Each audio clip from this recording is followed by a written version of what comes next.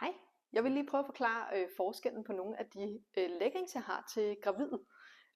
Fordi noget af det, der kan være en udfordring, når man handler online, det er jo selvfølgelig at mærke forskellen på dem.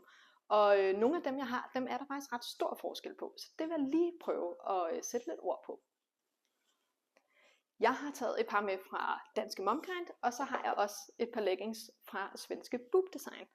Og forskellen på de to, det ligger man faktisk meget hurtigt mærke til, når man får dem mellem hænderne. Men dem fra Boob Design, de er simpelthen silkebløde. De er lavet i det materiale, der hedder tencel og elastan, og er både stretchy og lækre og alt muligt.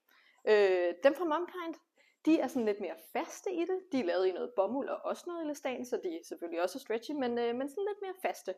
Jeg vil sige sådan, altså Boob Designs leggings, det er sådan nogle, man totalt flytter ind i. De er bare lækre og bløde og rigtig dejlige.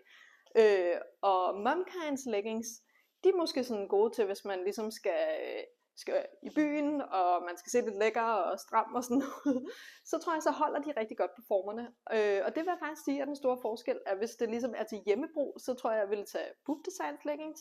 Og hvis man også skal kunne bruge dem ude, og selvfølgelig også derhjemme, så tror jeg, jeg vil gå efter Momkinds leggings.